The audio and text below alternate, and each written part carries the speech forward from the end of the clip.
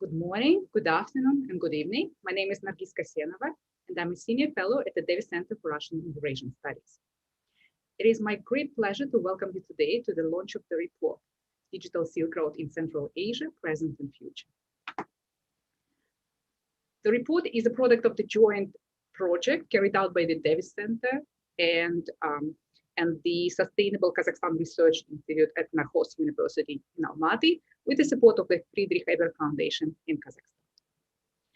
It was triggered by our shared interest in the processes of digitalization and growing digital connectivity in Central Asia, and the role of China and Chinese ICT companies that they play in it. We wanted to understand how various projects carried out by Chinese and Central Asian partners fit into both the digital Silk Road that is part of the Belt and Road Initiative and into the national digitalization policies developed by Central Asian states. What incentives do they respond to, what opportunities they create, what challenges they face, and what implications they carry.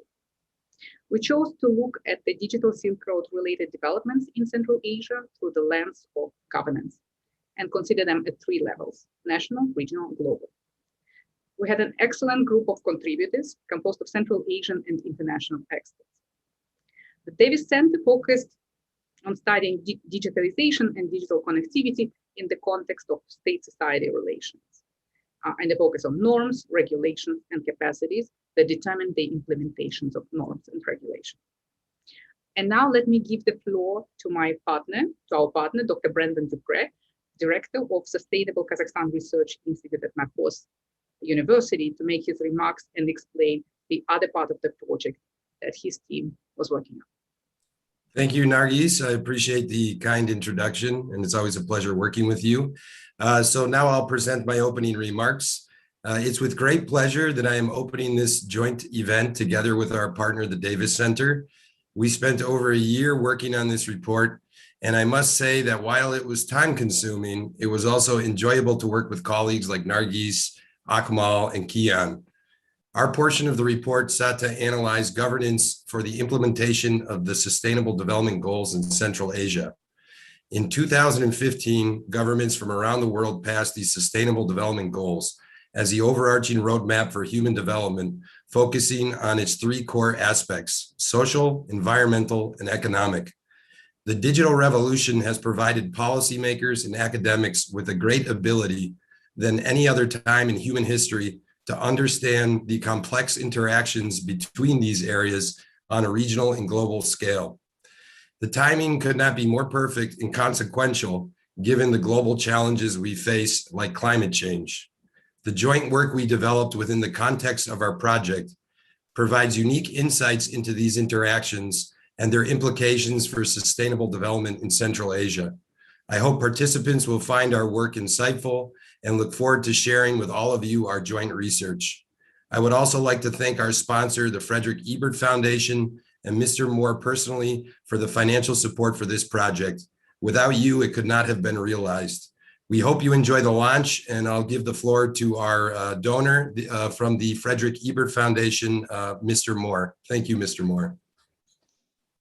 Thank you, Brandon. Ladies and gentlemen, distinguished guests, colleagues, partners, friends, very good morning or evening, depending on where you are. Greetings from sunny and beautiful Tashkent. It's good to see so many people here, so many familiar faces. Allow me just to briefly welcome everybody and obviously express our gratitude to everybody involved, especially to the Davis Center at Harvard University, the colleagues at Narxoz University. I mean, personally, especially to Narxoz and Brandon, thank you very much for making this possible. Today's event is ultimately a brief one, so I will not take much of your time as we're all waiting for the interesting presentations and some Q&A later. But allow me just briefly one sentence to respond to a question nobody has asked so far. Why did FES support this? We do believe that new technologies, most notably in the digital realm, are creating possibilities as well as pitfalls in a, I would call it, loosely regulated economic and political space that raises serious doubts about the ability of the current political arrangements to address those. This holds truth, at least that's my opinion, also in Central Asia, and therefore we thought this report, and I believe it will contribute to this needed conversation of a global magnitude. So thank you very much for doing this. I'm very much looking forward to the discussions and the presentations. Yeah, thanks. Thank you so much, Christoph. Let me echo Brandon. Without your moral and financial support, this project wouldn't be possible. Now, let me announce that the link with the report, downloadable report, has been posted right before the event. And let me ask Penny to share the link in the chat. And I want to also note that it has an executive summary, so you can check the executive summary, and the parts that trigger your interest, you can read in full. I also want to note that there are two excellent chapters by Miranda Lupion, who is a De Vicente Rica alum and also a De Vicente Innovation Fellow in 2019-2020 on Sino-Russian digital cooperation, which I think is a very, very interesting topic. Miranda couldn't be with us, so she will not be presenting her chapters, but I think it's important to draw your attention to them. So without further ado, let's go to the presentations, and we'll start with Dr. Elisa Aurelia's presentation. Dr. Aurelia is a lecturer in global digital cultures in the Department of Digital Humanities at King's College London. She studies the diffusion and appropriation of digital technologies in emerging economies with a focus on China and Southeast Asia. And recently, very importantly for us, she began DigiSilk, a 5-year project supported by the European Research Council to study the expansion of the Chinese internet and related technologies in China's neighboring countries, in particular Cambodia, Myanmar, and Kazakhstan. Elisa, so what is Digital Silk Road? What are its key features? And what questions we should ask ourselves? Very good question. Well, I have part of the questions and none of the answers yet. My contribution to your wonderful report is called The Puzzle of the Digital Silk Road.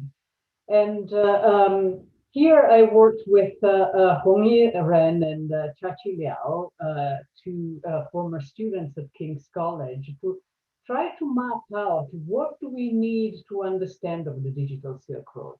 So if we think back to the beginning of the Belt and Road Initiative, so even when it was launched in 2013, it was still called the One Road, One Belt Initiative. It laid out this grand vision of a newly reconstituted Silk Road, and an improved political and economic cooperation, especially in Central Asia. At the time, this was more of a grand vision than a plan. A couple of years later, 2015, an action plan was issued, and this action plan mentioned an information Silk Road. So this information Silk Road really focused on the infrastructure, if you will, to enhance the cooperation in Central Asia and in other countries that would want to be part of the Belt and Road Initiative. And it was, very specific infrastructure. It was cross-border optical cable networks, it was transcontinental marine optic cable projects, spatial satellite information passageways. So the focus was very much in strengthening the infrastructure, the communication infrastructure in Central Asia and other countries that would be part of the project. 2015 is really the beginning of this Digital Silk Road. And in later years, it started to expand and include not only infrastructure projects, but also the digital economy, artificial intelligence, quantum computing, big data, cloud computing, smart cities. So it's a bit of all the keywords that we've been hearing in the past few years. Still not a lot of details, but a lot of the small projects were beginning to come under the label of Digital Silk Road. And the goal was really to export partly excessive production capacity that existed in China in the tech field, but also partly the digital governance that had characterized the internet in China. And so soon we started reading about the Chinese internet going abroad, the Chinese internet conquering, so to speak, countries that were part of the Belt and Road Initiative. We still see headlines that say, oh, the internet will splinter. So we'll have, on the one hand, Western US dominated internet. On the other hand, we'll have a Chinese dominated, inspired, controlled internet. I think that the goal of the Digital Silk Road was certainly on the part of China to help shaping the digital world, the digital worlds of Belt and Road countries, especially those who were just beginning their journey into the digital world. So a lot of countries in the Belt and Road Initiative are in the global south, in developing economies. So they're just now embracing the digital revolution, so to speak. So I think that a big question is how do we study the Digital Silk Road? Something that is so amorphous, something that includes everything from cables to e-commerce to mobile phones to perhaps influences on how we think of big data, of personal data, of data flows, of surveillance, etc. It's too big, and the internet is not something that can splinter very easily because it's made of many different layers, just both physical and metaphorical. And in this case, with the Digital Silk Road, we're really talking about the internet, but also world of finance, of connectivity, of e-commerce, of devices, of apps, etc. So in this piece that we wrote for the report, we looked at an example of Chinese e-commerce that is expanding along the Digital Silk Road. This is AliExpress, which is a cross-border e-commerce platform. And we used it as a way to start figuring out what actual strategies are behind this vision of the Digital Silk Road. So how does it actually work? Does AliExpress go into a country and conquers it? Of course not, but it was interesting to look at the details, at the mix of competition and cooperation with both local and international, including Western digital companies. So AliExpress is actually very flexible in how it cooperates with existing players in the digital field in any given country. We looked specifically at Kazakhstan, and of course Kazakhstan is this it's in this very interesting position at the crossroad of Russian, Western, and Chinese influences. And so it's very interesting to look at the details and to look at, for example, payments. How do you pay on the AliExpress, this Chinese platform in Kazakhstan? Well, you can use Visa, you can use MasterCard, and you can use the Chiwi and WebMoney, which are Russian payment methods and Chiwi is built on the top of the Alibaba API. So we complicate this idea of having a Western and a Chinese and maybe a Russian internet. They have to work together in order to function. And I think that this, just to conclude my quick remarks on this paper, is really a kind of a map to think about how to study the Digital Silk Road at large. So it's one thing to look at the vision and to look at all the pieces that might be included, but then it's very interesting to look at how they work in practice. And there we'll see a picture that is half competition and half collaboration. So not quite the all-conquering Chinese mighty digital forces, but more of a very keen adaptability to local circumstances. Thank you very much, Elisa. Well, you talk about competition and cooperation, this mix of competition and cooperation, and by cooperation you mean this cooperation with local entities, units, and so on. But how about the kind of the global level, international level competition? Do you think it's on the rise? And I'm thinking about the recent G7 summit communique that really focused. That was one of the priority issues. Do you think it's on the rise? And does it make the life of countries like well, Kazakhstan and other Central Asian states more difficult? I think the rhetoric is on full power right now, so it's definitely very polarized. This, you know, we've heard again of a new Cold War, but I'm not sure that this has had practical consequences. In terms of the daily activities of most of these projects of cooperation and competition.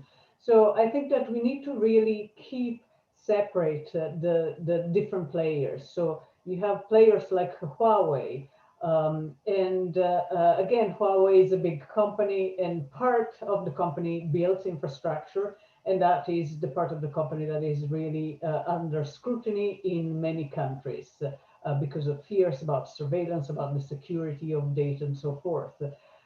There's also Huawei, the maker of mobile phones, and that, even though that has also lost a lot of market share, it's still a big exporter of mobile phones, especially in you know, non-Western countries. As far as e-commerce goes, it's something that is actually expanding. It's flying a little bit below the radar, so it's not really part of these grand strategies. So I think that what is interesting to me is the different layers where the digital Silk Road is in play. So there is the political, like global politics layer, but then there is the interesting and much more complicated part of competition and collaboration just on the ground, so between all different players.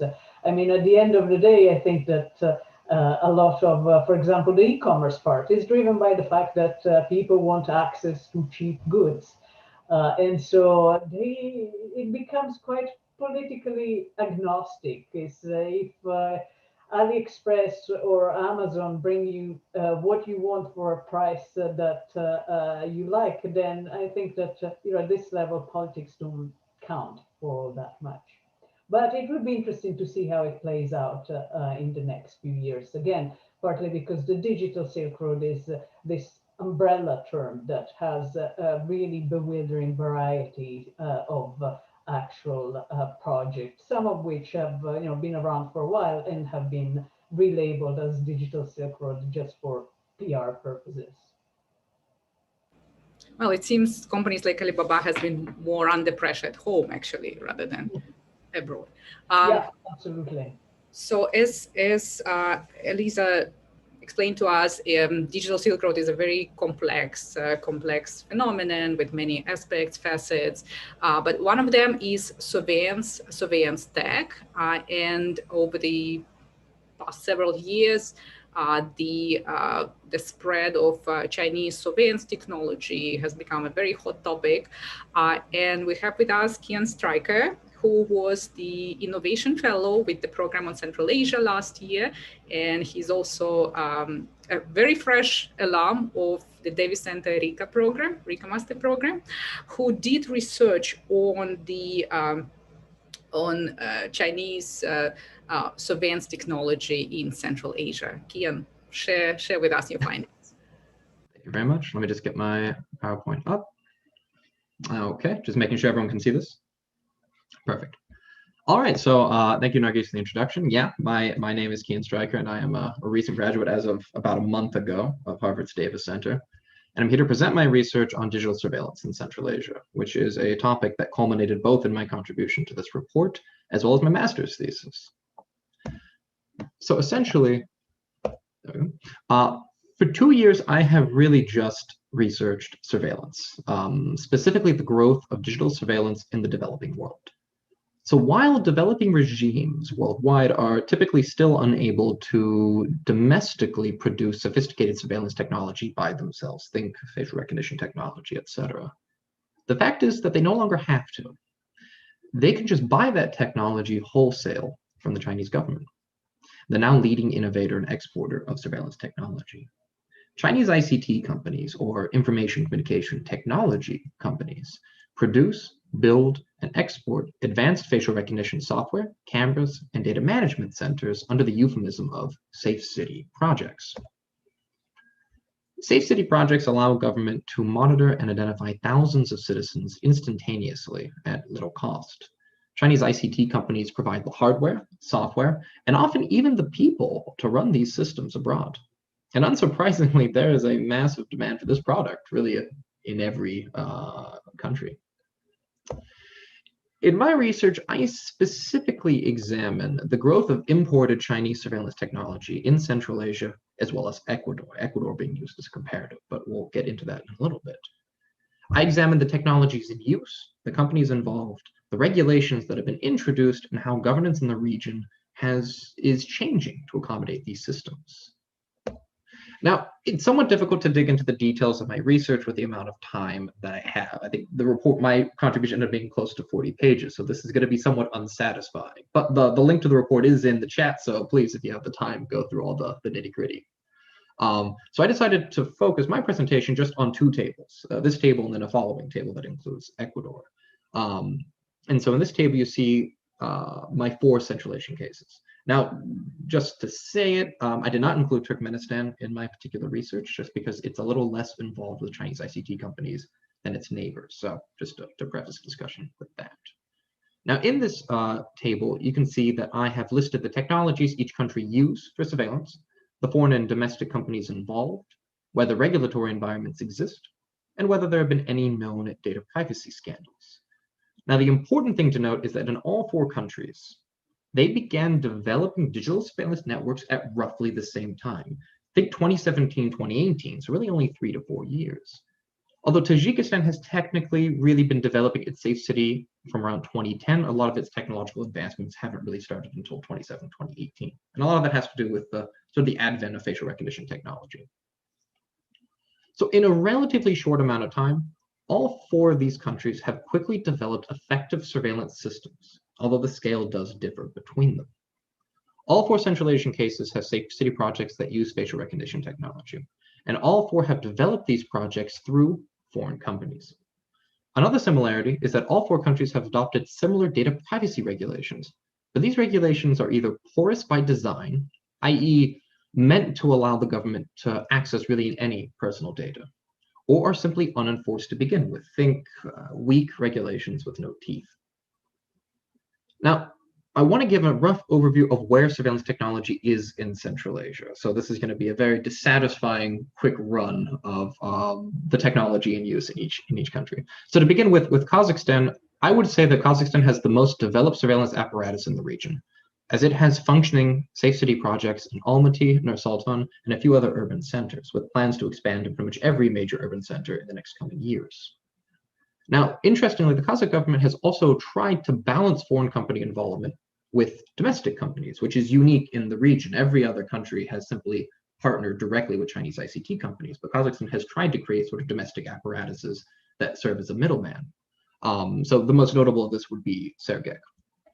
I would argue, however, that the success of the strategy is somewhat unclear, simply considering how heavily involved Chinese companies are in providing hardware, software, and even data management centers, which are increasingly being built in Kazakhstan, which simply the Kazakh government does not comment on its use or connection to these overall surveillance networks. So I would say that at this point, it's simply unclear of how much autonomy Kazakhstan even has over these systems, but most likely it's more than others. Moving on to Uzbekistan, I would argue that Uzbekistan has the second most developed surveillance apparatus in the region. But it's really only well established in Tashkent at the moment. But the Uzbek government has by far the most ambitious plans of any government in the region for expanding this technology. Soon, the Uzbek government will expand safe city projects to all major urban centers and incorporate the technology into most aspects of everyday life. Think housing, transportation, even the education system. Think facial recognition cameras being used to record attendance for students. A little dystopian, but I honestly have little reason to doubt that they're capable of doing this and capable of doing this within the next few years. A similar initiative is being planned in Russia as well, for example. Now with Tajikistan and Kyrgyzstan, they have much less developed surveillance systems, and both these systems are only active in their respective capitals, but both have plans for expansion in the future. Here, however, I am a little doubtful that they will be able to expand effectively.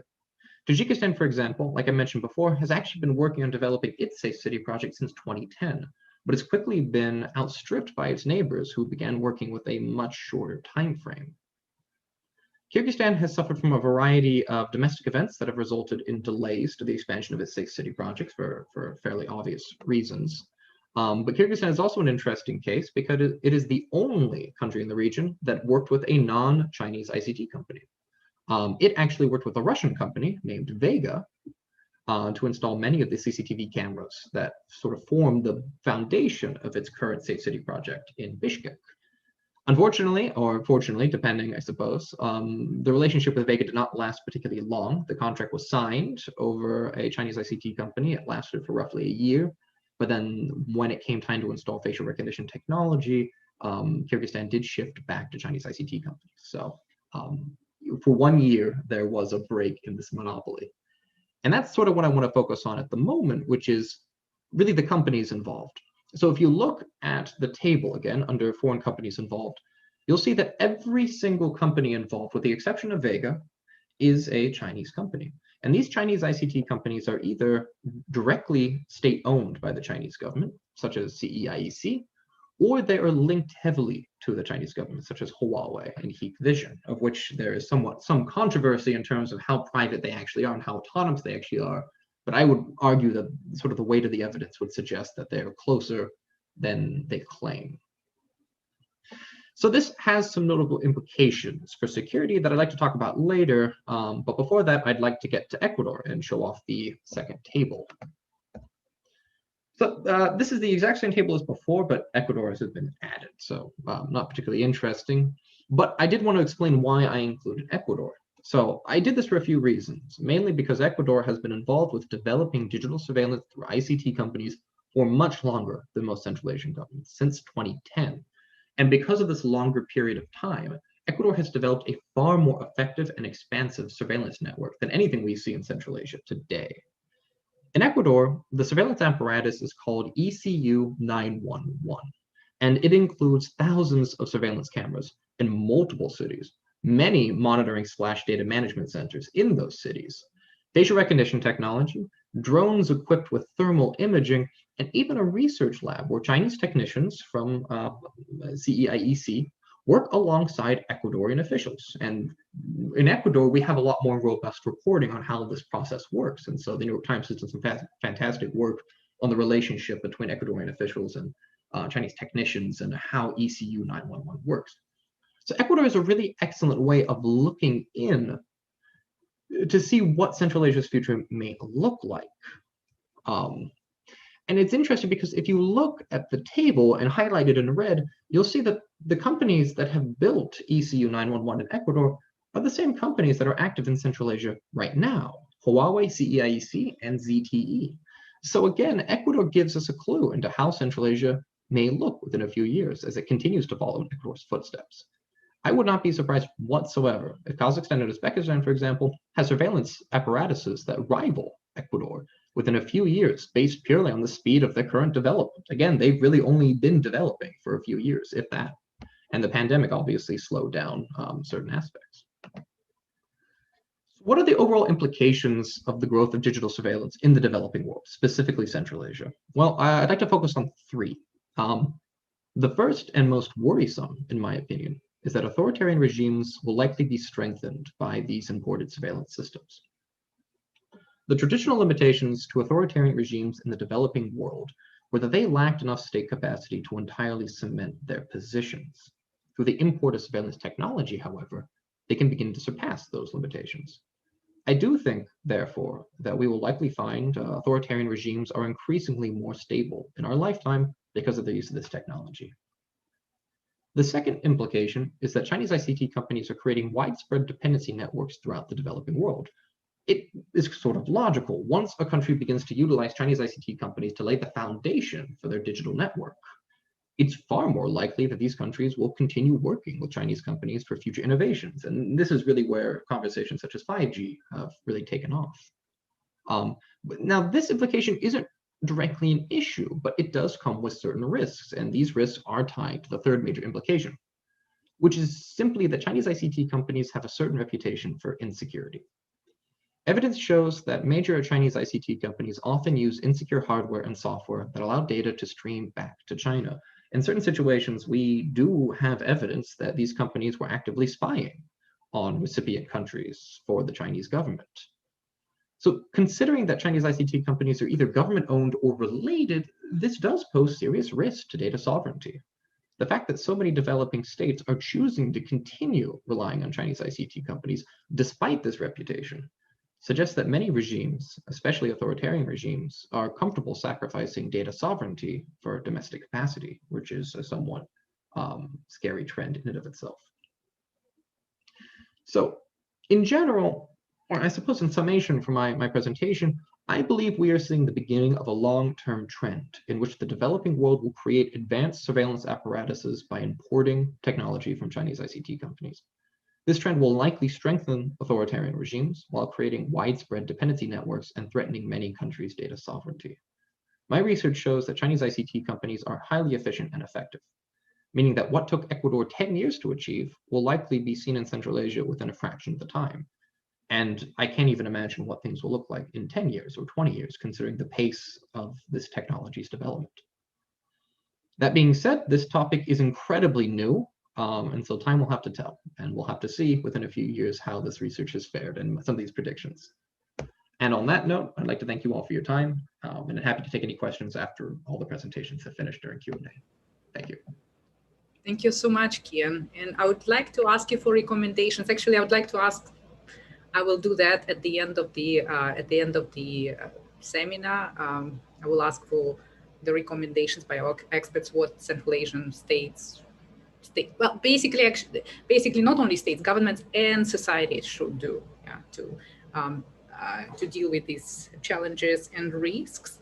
And I want to mention once again that we have 2 chapters by Miranda Lupion on Sino-Russian digital cooperation, and one kind of focuses at this global level how these 2 authoritarian states advocate for internet sovereignty and state-led internet governance, which is very much linked to what Kian was telling us just now. And her second paper is on the Sino-Russian digital cooperation and its implications for Central Asia. So it's sort of focusing, addressing this regional level. Okay, let's now proceed to our next speaker, Anna Guzarava, who is a director of the Central Asia Institute for Strategic Studies, and she also holds the Chevening Scholarship from King's College London War Studies.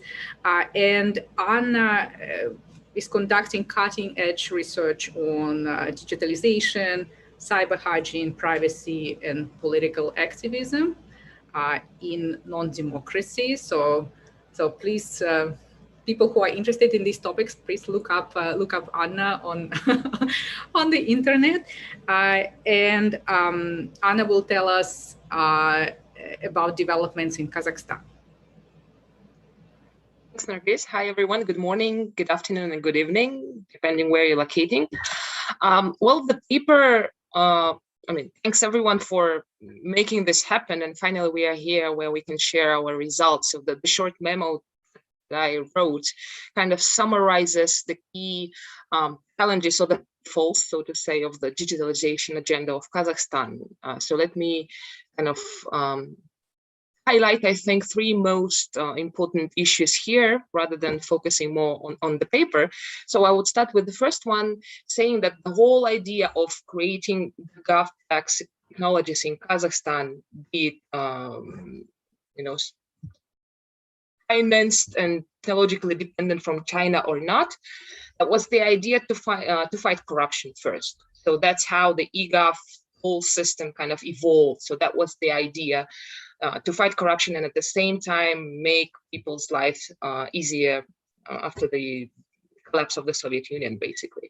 So these 2 points raised the whole idea and understanding of how the relationship between government and state agencies and civil society and ordinary people could work when it comes to obtaining specific public services, for instance. But coming out from that idea, there were also several attempts to introduce different types of technologies to kind of address the issue of balancing between rights and freedoms on one hand and maintaining security, national security threats that were relevant throughout different parts of history of the country, so to say. So this chaotic, on one hand, a process that was very quick, very rapid, at the same time, lack of strategic culture and strategic vision in terms of creating a true strategy for a kind of midterm or long-term perspective resulted in different pace of digitalization across different state agencies and public life, basically. So for now, we can say that security services are much more digitalized in comparison to education and healthcare, which have been under attacks several times, and now during the COVID outbreak particularly.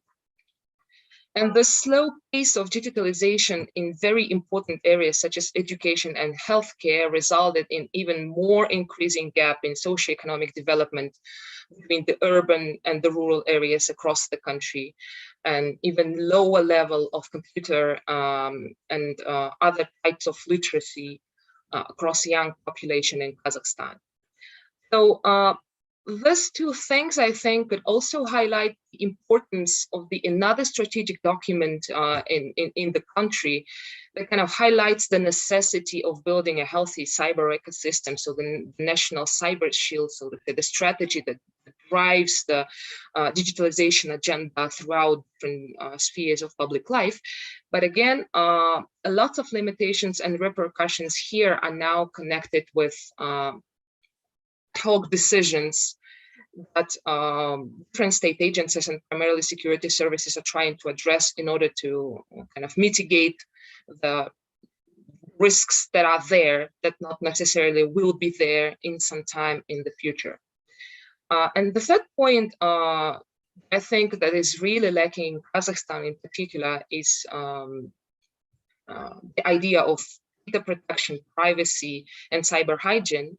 So these issues have been raised and have been on radar so far by several human rights defenders, activists, and NGOs and organizations due to different leakages and hacking incidents, so to say, in the past several years.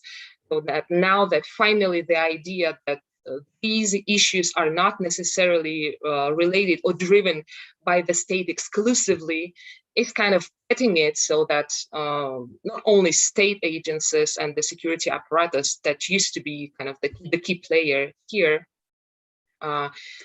the idea would be then include everyone in digitalization in digitalization process in the coming years. So the newly established the protection agency, which is quite open and is ready to negotiate and communicate different amendments to the legislation, and signals and show that state is kind of ready to move on this really important issues of rights and freedoms, data protection and privacy. But at the same time, there are lots of trends, even in now addressing the COVID implication, kind of showing that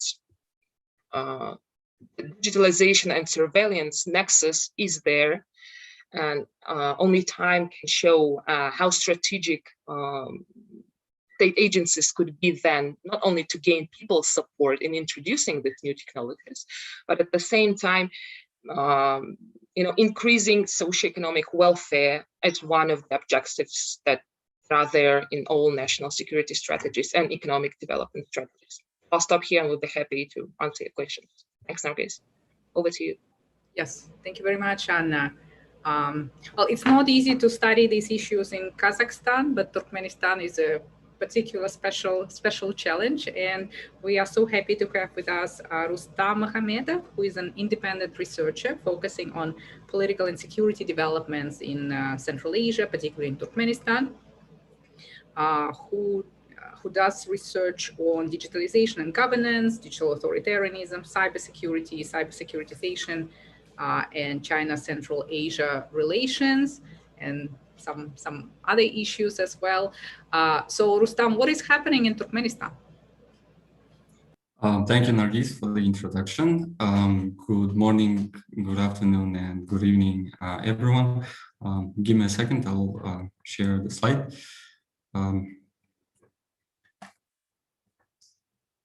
So I'm gonna briefly present the findings of my study on Turkmenistan's digitalization strategy, which I labeled as old practices but with a new facade.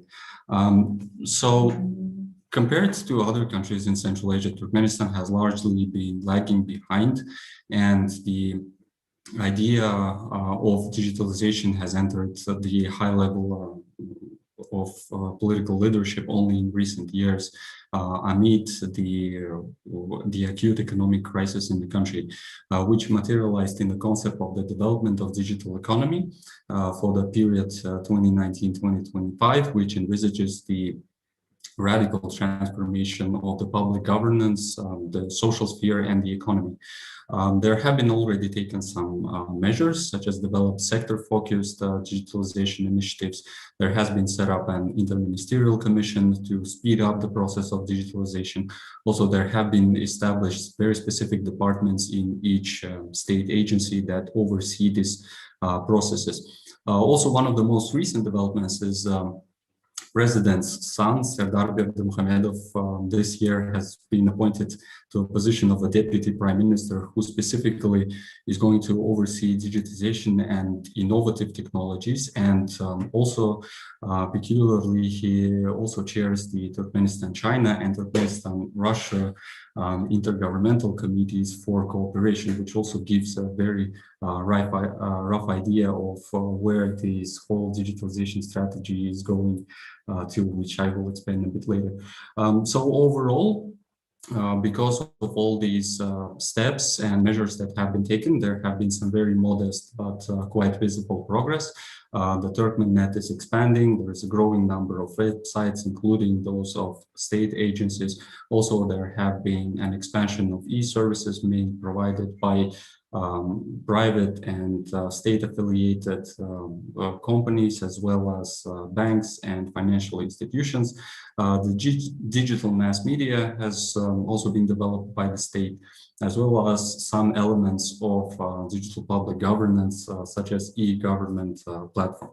Despite this modest progress, there are very notable shortcomings in the government's approach and in the government strategy. The main ones are lags in terms of the quality. In general, state officials approach it rather formalistically. For them, it's more of a box-ticking exercise to avoid president's reprimands. So they mostly focus on how it looks rather than how it functions. And there also have been noted some inconsistencies in terms of how this systems develop. Also, one of the main problems is the lack of clearly articulated priorities and objectives, such as what are the main services that the government wants to make digital first, and how it wants to do it, and for who, in terms of priorities for the citizens or for businesses. So should it focus more on those services that are more time consuming, or the ones that are the areas where there is most corruption? So in terms of that, there are no clearly articulated priorities. Another problem is lack of far-reaching reforms, such as digital divide is one of those areas of major concern, especially when we look at the urban and rural areas. And of course, there's a knowledge and skills gap. Though the government has been taking some steps in that direction as well, such as restructuring some of the state higher education establishments, the progress has been minimal and again formalistic so far. One of the areas where the government does succeed is strengthening its repressive cyber capabilities. So in the financial sector, for instance, considering that most of the people get their salaries and state benefits on their cards, the government is able to have unfettered nationwide control over the cash flow. And considering the growing economic crisis in the country, there have been arbitrary restrictions on the cash withdrawals and particularly transfers to the outside of the country. And Turkmen students studying abroad have been hit particularly hard. Also, the government is boosting its capabilities in terms of spreading self-serving narratives, the narratives that favor the government's ideas. While domestically, the government is also improving its capabilities in restricting access to certain information, creating this informational vacuum for the local population, so then they cannot access the information that is critical of the government and its misconducts. Considering that Turkmenistan is technologically very restrained state, so it's quite obvious that the government tries to strengthen its cooperation with like-minded technology exporting states, primarily Russia and China. In that regard, the cooperation with Russia has been particularly flourishing. The two countries signed an agreement to cooperate in terms of information security, while the recent visits and talks of Serdar Berdimuhamedov with both Russia and China also emphasized that the Turkmen government wants to continue strengthening cooperation in this area with these countries, also in terms of developing safe city, smart city solutions for Ashgabat in the coming years. So briefly, overall, for the conclusions, I would say Turkmenistan has quite a contradictory approach. On the one hand, the government does really want to make digitalization happen because it understands the situation with the economy and the whole difficulty relying mainly on hydrocarbon resources, which are sort of there are issues with that as well. But at the same time, there is a clear understanding that improving the access to digital technologies and making them pervasive in all the areas can also mean a certain democratization. So the government tries to control that particular aspect, improving in general the performance of state institutions and the economy, but at the same time downplaying the good governance and democratization aspects. In that regard, the partnership with China and Russia is very likely to intensify further, and the recent developments indicate that it is developing further, and Turkmen government has expressed particular interest in artificial intelligence technology. So we're also going to see how that develops in the upcoming years. And this strategy threatens to sort of have this very compromised state cyber autonomy, as has already been kind of mentioned by my colleagues here, that Turkmenistan is going to become too dependent on the foreign actors, and instead of cultivating local and domestic talent, they will have to rely not only on the technology, but also the skills and resources of the other countries that may sort of have their own agenda in Turkmenistan, which also going to have implications for the citizens in terms of their cyber security and protection of their personal data. Thank you very much for your time and for your attention. In greater detail, you will see my research in the report. Thanks once again for having me here. Thank you so much, Rustam. Are there any discussions on digital rights in Turkmenistan?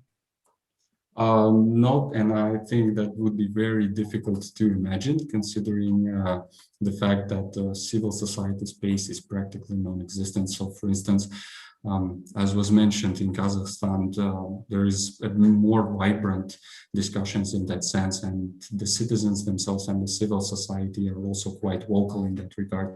When it comes to Turkmenistan, also one of the issues, as I mentioned, there is a very, very low digital literacy, and there is a widespread use of unlicensed software, which also makes citizens very vulnerable. So if you put all of those vulnerabilities together, the situation looks quite grim for the cybersecurity at the community level and at the individual level, at the level of the citizens. So I guess cyber hygiene is also not a term, right? Yes. Well, even in Kazakhstan, it's not that, you know, people kind of are fully aware, that many people are aware. It's a new term. Thank you so much, Rustam. And I'm very happy already getting questions. But let's go to the to our last but not least presentation. It's slightly different. No, it's not a slightly. It's a different focus, different topic. Big Earth data. And our speakers are Brendan Dupre, who is the founding director of the Sustainable Kazakhstan Research Institute, who is a practitioner and academic with over a decade of experience in sustainability research and application sector. And Akmal Akramkhanov, who is a regional manager for Central Asia and the Caucasus at ICARDA, who has over 15 years of experience in natural resource management with current research interest in knowledge management to promote sustainable land management, land degradations, and dust storm effects, climate change effects on agriculture. Okay, Brandon and Akmal, please. Thank you very much, Nargis.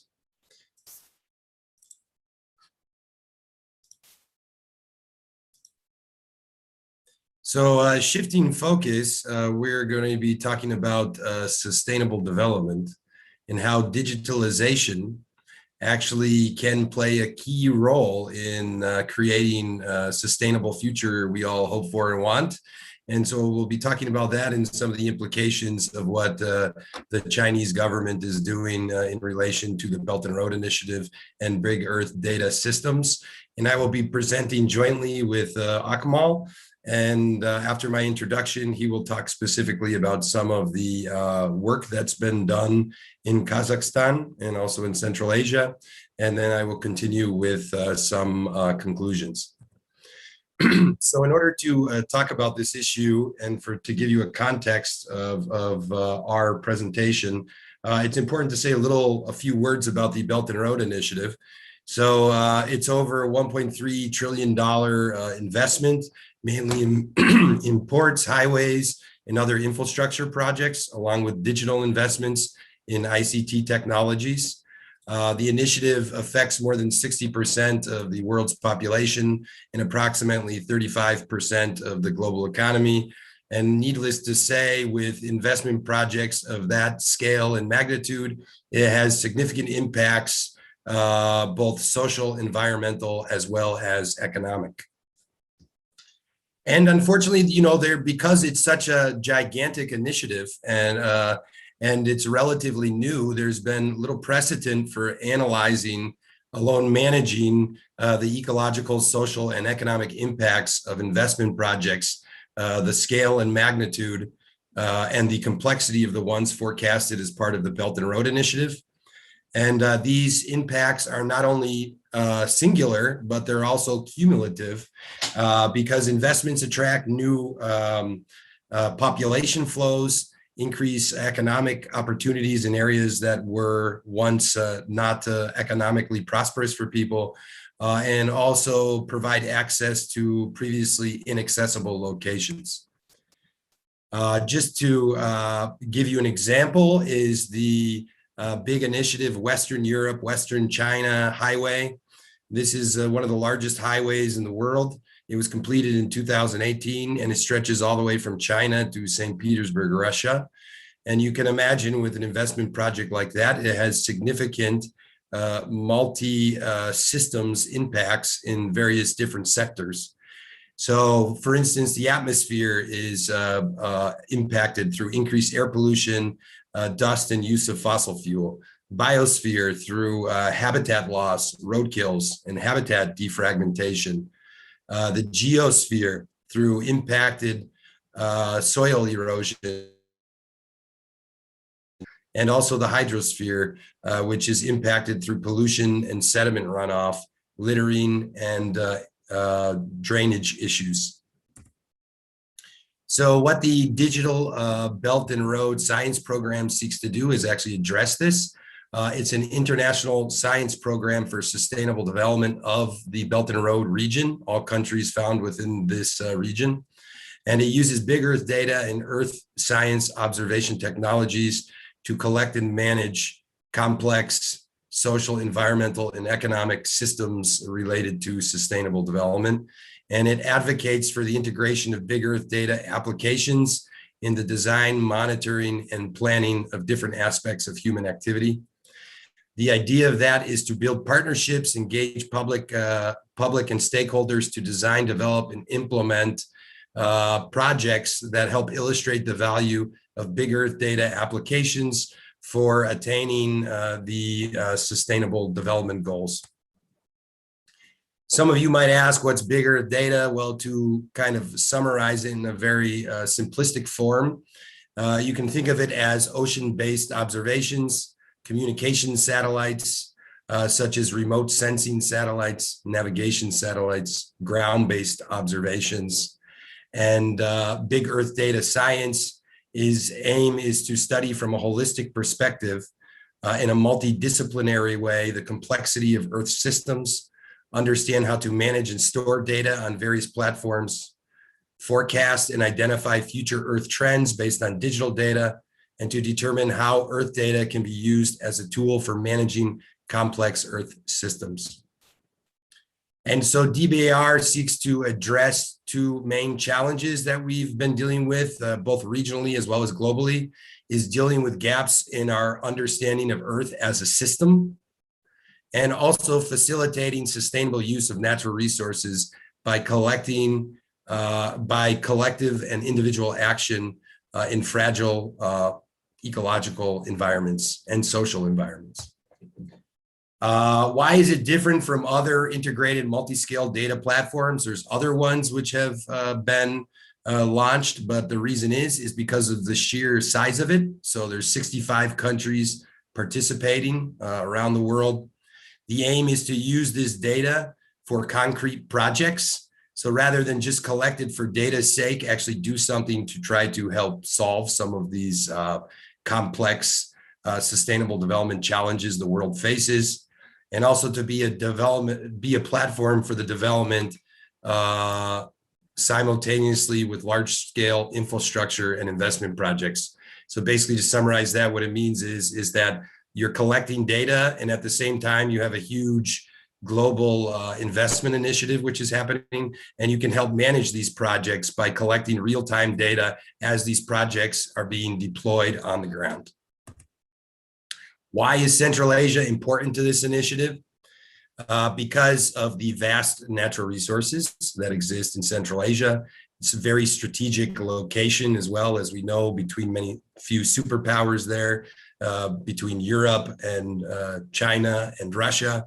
But also it has transport access for China to get into Europe and to other parts of Western Europe. So some of the challenges that we know that basically exist in Central Asia is the natural resource-based economies. Water scarcity is a huge problem. You have mass urbanization, which is happening all around the globe, but also in particular in Central Asia, where people leave these small villages and move to major metropolitan cities like Almaty and Nur-Sultan. Climate change is especially sensitive here. Kazakhstan, for instance, is experiencing twice the global temperature change on average than the rest of the world because of its unique climatic characteristics and geographic characteristics. And so there's a need for a multi-layer system of data to look at the Earth systems for decision-making purposes across the region. And so I'll give you an example of this, like Almaty, for instance. It's right next to the Tukshu Glacier. It's in the Tian Mountains. It's a huge glacier system which provides all of the fresh water, drinking water for the city of Almaty. because of rapid change in global temperatures, which are particularly sensitive here in Kazakhstan, as I mentioned before. The glaciers are melting rapidly. And at the same time, you have mass urbanization. It's anticipated in the next 30 years to have an additional 500,000 people living in Almaty. And you can imagine the pressure that puts on the water supply. And what does that mean for water scarcity?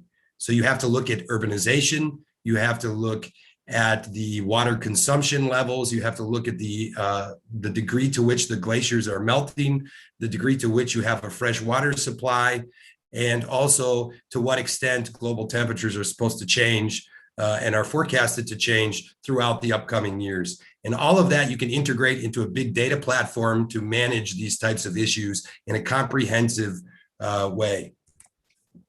There's 8 foci, which it focuses on, 8 core challenges. You can see they're not only environmental, but also social. So you have natural heritage as well as urban and infrastructure environments. And basically they collect data on these core issues and then develop case studies and concrete projects to help implement sustainable development related projects seeking to solve issues related to these 8 key foci points. Here you can see it from kind of a larger level. So you have these data streams, they enter the bigger data platform. This is used to help solve some of these core foci points. You have reports that are published each year and based on projects that are implemented, and that feeds into good governance and practices which are supposed to be upscaled throughout the Belt and Road region. So why is it also timely is because this Big Earth data system just has been launched, well, let's say started to begin to be developed for the eventual full-scale launch of it. So in 2016, it started. It was the preparation startup phase. Now we're in phase 2, which is the implementation phase, stage 1. And then from 2023 to 2026, you'll have phase 3, which is to further develop these projects and to upscale them on a regional level. And so now Akmal will be presenting on some of these key projects in the region. Akmal, I give the presentation to you, and please just tell me when you would like me to change the slides. Okay, thank you, Brandon. Since time is quite limited, I'll need to very quickly move through the slides. If you can put the next slide with the address, and I'm putting the address also in the chat. I hope the attendees can also check that slide while I explain. Next slide, why CACIP? CACIP is an abbreviation for Central Asia Climate Information Platform. I think Brandon nicely covered like the need, because Central Asia share the same need for climate change, adaptation, mitigation, but there is also a lack of analytical tools, interfaces, and you can imagine that if with Big Earth data and 60-something countries are joining, that is, I think, very difficult to have one platform which will combine maybe all the countries or all the communities. So if you come to Central Asia, with the next slide, it's targeting different type of audiences, decision makers and farmers, researchers, but at the same time, it is very difficult to target this diverse audience because everybody needs a different type of data. Somebody that needs very detailed to do some analysis by themselves, while the other group might need only the decisions or recommendations coming out of from this data. So then I think with this presentation, with this introduction of what is available in Central Asia, of course, this is not the exhaustive list of examples which we try to cover in this chapter. The title page of that platform looks like this. So there is some analysis of dashboard to see how the climate change is happening. At least you can look at temperature, at its dynamic historically, and also you can look at what is the forecast for it in next 50 years or 100 years. And you can have a combined view for whole Central Asia region. And also you can click through the different icons looking at different countries. In the next slide, the logical framework which we discussed with stakeholders, And this exercise was led by CAREC, Central Asia Regional Environmental Center, and with financial support from the World Bank Program on Climate Change Adaptation in the RLC Basin. So what we thought is that you can imagine the massive data coming and people want to use it. For that, we created a GeoPortal where you can do some analysis using GIS, layers, create your own maps. But also there is need on Knowledge Hub, where people are asking instructions, guidelines, for example, the farmer community, what to do for certain areas. For agriculture, for example, this is the sector we are more engaged in. And there is e-learning to help to produce capacity building, to facilitate capacity building in the region. And of course, with the next slide, we want to show that this type of data is not possible to create by only one institution or by one entity, right? So since the data is coming from biggest data, you can imagine a large portion of data is coming from remote sensing, from satellites. Here are the few names coming from different organizations. And also we try to put knowledge products already developed, which are relevant to the region from different organizations. And you see the list of which organizations are fed. And we also try to minimize the manual work and to do more like automatic harvesting of every new product which will be created by these institutions. And we are lucky that with these current technologies and digitalization, there are more and more technologies approaches coming that you can link one platform with another platform to automatically harvest with whatever update they are creating on other websites. So with the next slide, I wanted to just quickly browse through several tools because having just data in a tabular format or downloading is not maybe helpful for many users. And here are the tools which are looking at specific information, how to analyze that specific information. And here is for example, the dashboard which was created already by World Bank. We try to provide those tools and with very brief description so people can use the platform itself, the CASIP platform. But also if they need some specific information, there is a list of tools, like menu of tools. Each of them are looking at different sectors. For example, there is water sector, there is energy sector, there is glaciers, agriculture related things. And few of them you can see in this slide, and in the next slide, you can also see the continuation of those. Just briefly, so the purpose I provided is, please have a look.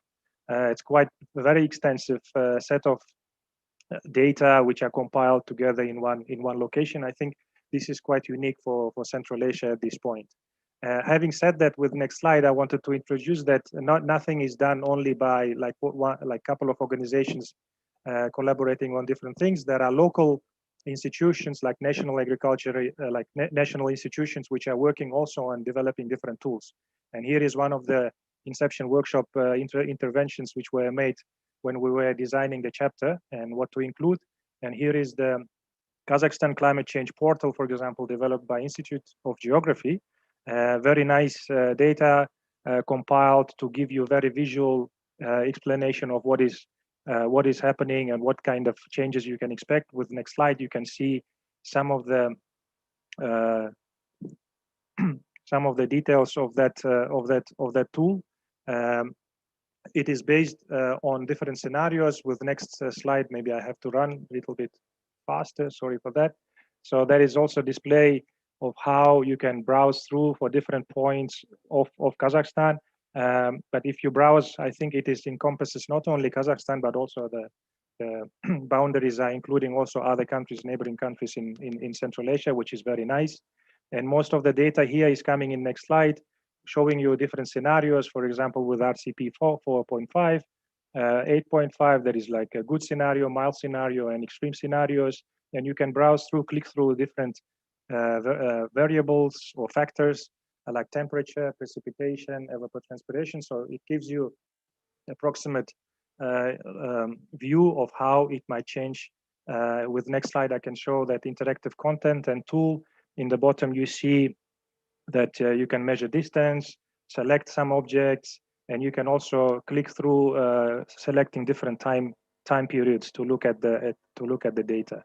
Having said that, with the next slide, I think I will very quickly go through the utilization or use of the data. So it is not only like visually displaying it, but also you can look at some analysis. And here we talk a lot about climate change, that everything is bad, that cropland is abandoned, but that is quantitatively, I think there is not much research or studies were made. And here, with the next slide, I think we tried to, this paper tried to look at what is happening, for example, the major production area in Central Asia, which is irrigated area in the south, and a lot of rainfed area in the north.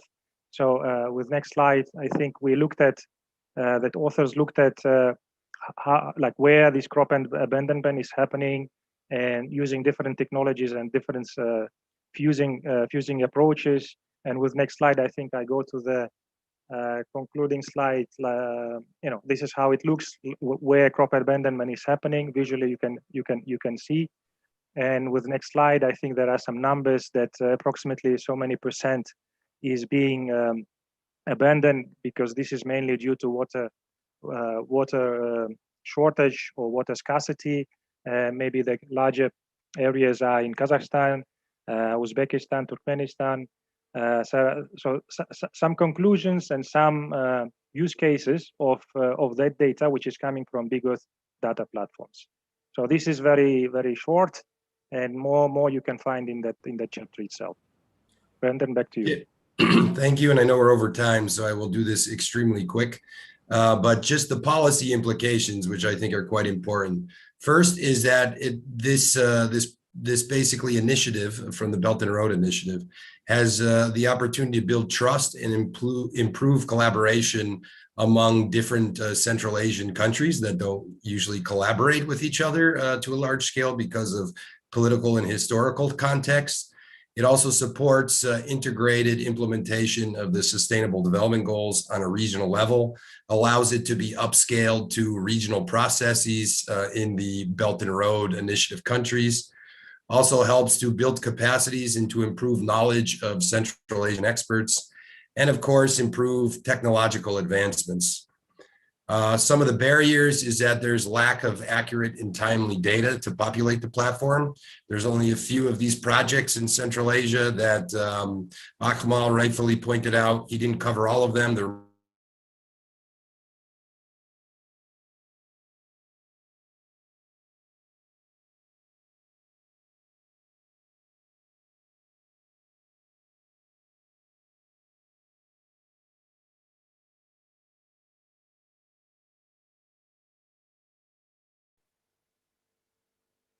Hello?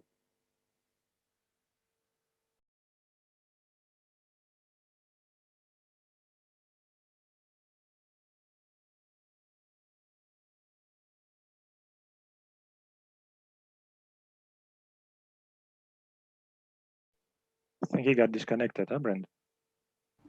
Oh, is it Brendan? Because I got disconnected as well. Okay. Well, hopefully Brendan will rejoin us soon. Okay, I also got frozen. Let me actually, do we have Akmal? Akmal, yes. Akmal, but this is all very good and promising, but in practice, is the big Earth data already used for developing sustainable infrastructure projects in the region, or not yet?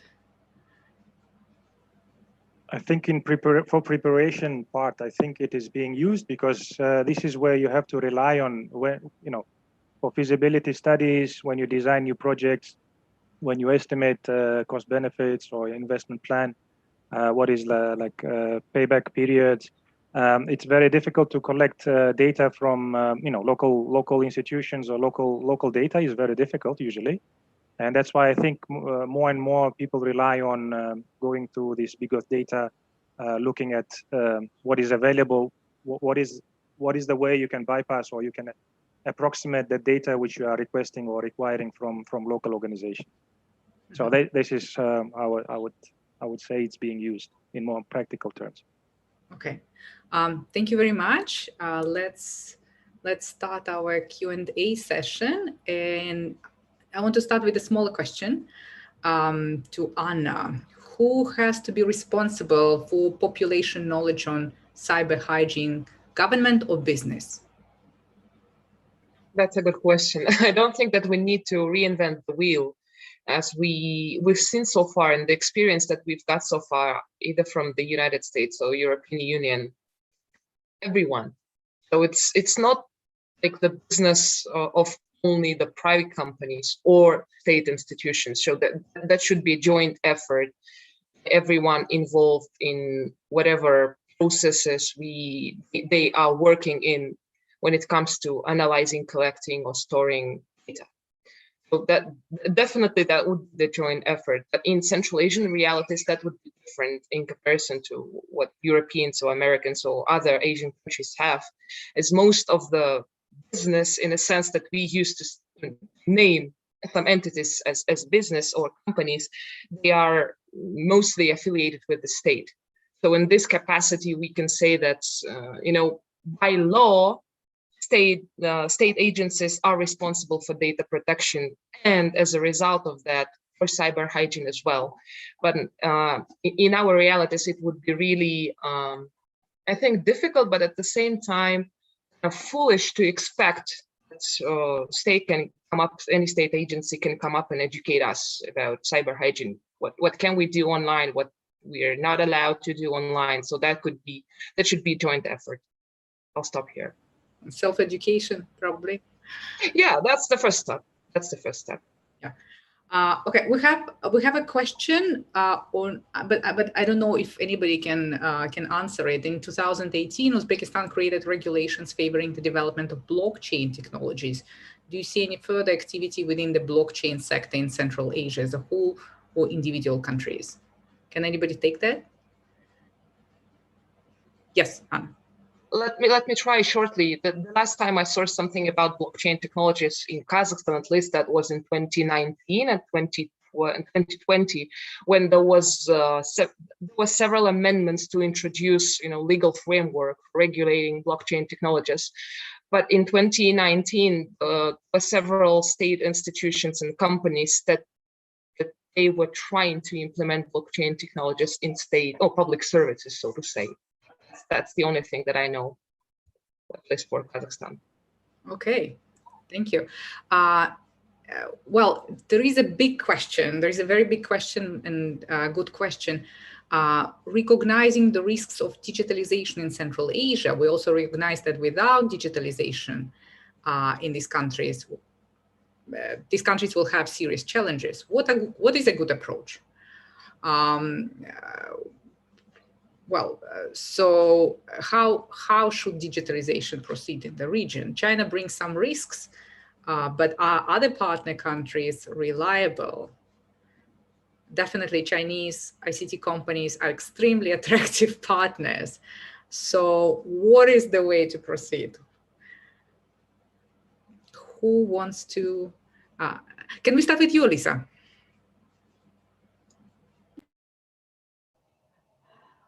That I don't know. Is that a good question? Is that a good answer?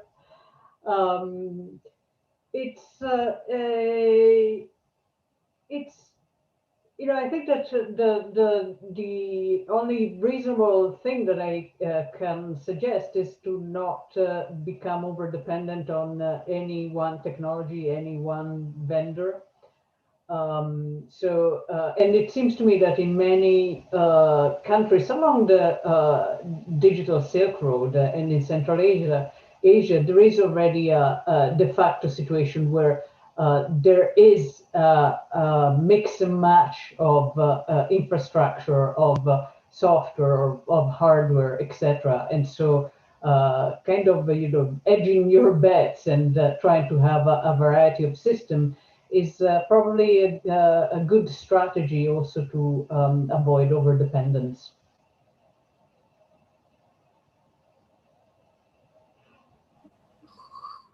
Okay.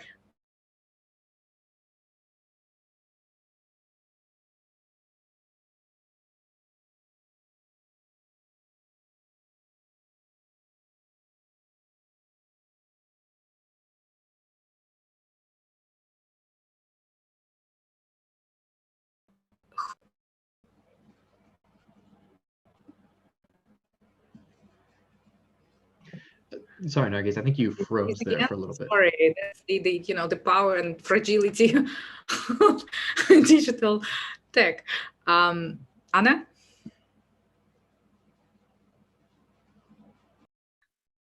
That's a good question indeed, and I don't have, an easy solution for that. Balancing and practicing our, Central Asian and Kazakhstan in particular, kind of multi-vector policy towards each country. And in this case, we have Chinese technology and Russian legislation, so to say, that most of the Central Asian countries adopted when it comes to cybersecurity and data protection.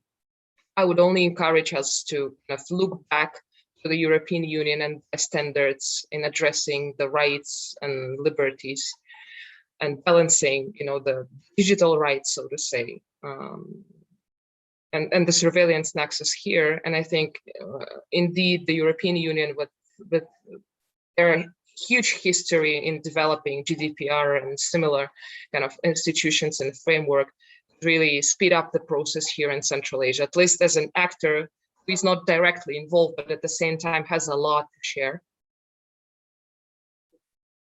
Rustam, what's your take?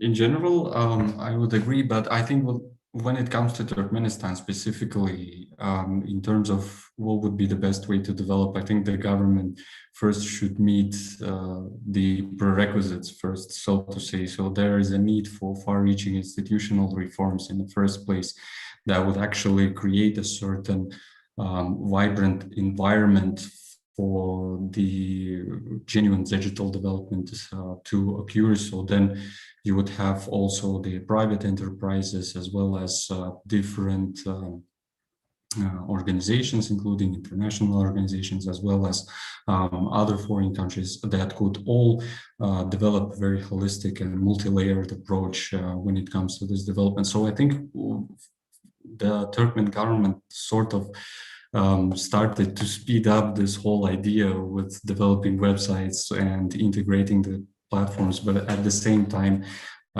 didn't have this really strategic vision in terms of how to address the structural or underlying problems that actually are having a very negative impact in terms of the pace and the intensity, so to say, of this development. And I would totally agree with Anna and her comments and Elisa. There is the need to diversify different actors, and also the European Union has proven and has shown itself as a very reliable and sort of forward-looking actor that is not trying to sort of perceive certain geopolitical interests, so to say, but is there to sort of support the sustainable development in the Central Asia. So in brief, I would say that would be my opinion, especially in Turkmenistan's context. Thank you. Kian, do you have thoughts? Yeah, I mean, I think it's a great question, and it's a complicated one to answer. And I think first and foremost, it gets at a really good thing, which is that you can't really avoid digitalization. I don't think anyone is advocating for not going in that trajectory. And I think many of us are focused on the negative aspects of sort of the digital Silk Road and some of these initiatives, but obviously there are tons of positive state capacity and governance improvements that come with this technology. So this isn't something to avoid. It's difficult to say what the best approach is because, I can see one, diversifying the companies that build your infrastructure is obviously sort of a fantastic step. But that being said, there are very few companies that offer these types of technologies for as cheaply and as broadly as Chinese ICT companies do. And so, yes, you should diversify, but there's sort of an issue of can you? Then, yeah, you should develop incredibly robust data protection regulations. And Europe and the European Union have definitely demonstrated with GDPR that there is a way forward to that trajectory. But many of these countries already have somewhat robust data regulations. They're just unenforced. And so there's a big difference between writing the words and then actually creating and having the administrative capacity to give teeth to those regulations. So those two approaches would be perfect, but those sort of require sort of fundamental requirements that maybe aren't there in Central Asia. And so I think it is really kind of hard to say how things can digitalize at a state level safely. I would probably argue that things will continue to digitalize. There will be insecurities and there'll be issues with that. And to be honest, I think the lion's share of the responsibility for protecting yourself against some of the insecurities is going to be at the individual level. It's going to be self-education, understanding cyber hygiene, understanding what tools you can use. And this maybe even gets to the blockchain question. As tech advances, there is sort of another side of technology that is more security minded. Think Tor, Signal, Telegram, things like that. And those aren't perfect. They're infallible technologies. They're relatively new and they will create their own issues. But the more that individuals sort of educate themselves on how to use those tools, the more they can begin to sort of protect themselves against some of these trends, which I just don't see a state level solution existing for.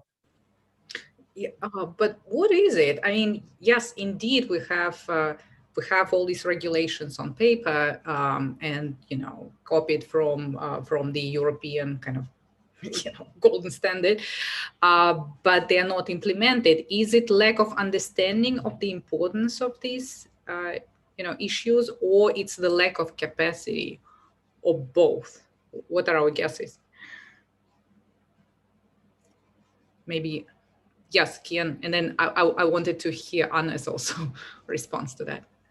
My sort of knee-jerk reaction to the question is that a lot of the effectiveness of GDPR comes down to sort of enforcement, and so it's the teeth there are these fairly massive fines that the EU has leveraged against certain international companies. And GDPR isn't perfect, by the way. There's tons of issues with it. It's being worked out, and there's a lot of issues with developing its teeth. But oftentimes, it requires the government to actually be willing to be fairly confrontational with foreign companies.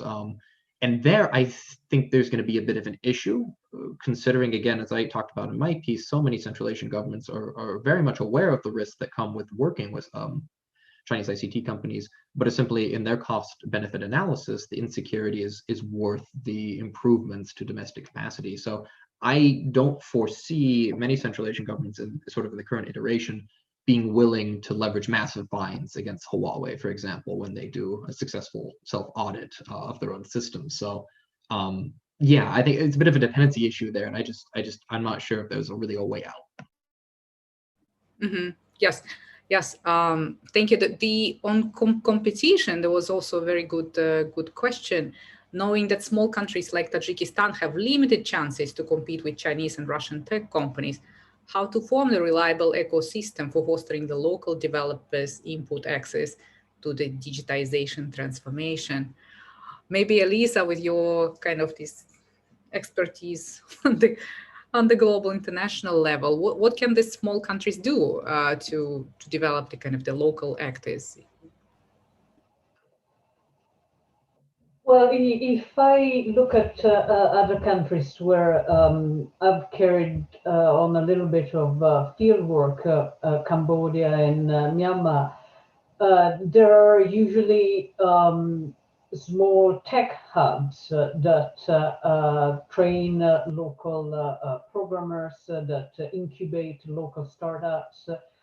I think that it's a struggle for really the vast majority of countries in the world. So not only small countries in Central Asia, because the US and now China are so dominating in the creation of big global platforms that it is very hard to carve out a space. So I guess that you can focus on local services and focus again on building on top of existing platforms. So to provide services that are compatible, that are complementary. It's the question of how do you foster an entrepreneurial environment? How do you replicate Silicon Valley in other countries is a question that has been asked and debated for a long time, and I don't think anyone has really come up with a solution. But I think there is definitely some space to foster entrepreneurship and foster local programmers, local developers, local companies that might have a reach that is within the country or within the region first. Thank you very much. Well, our 90 minutes are coming to an end. I want to thank Friedrich-Ebert Foundation, Christoph Mohr, and Midyat Suleiman for your support. I want to thank all the contributors to the project, and there are also a bunch of people we owe our gratitude to. You can find them in the acknowledgement section of the report. And I want to thank the communications team who put together the report, designed the report, and to the wonderful events team of the Davis Center, Sarah Filer and Mary, Penny Skalnick and Daniel. With that, let me close this session. And this is the last event of the year. The program on Central Asia will be back online in September. Thank you very much.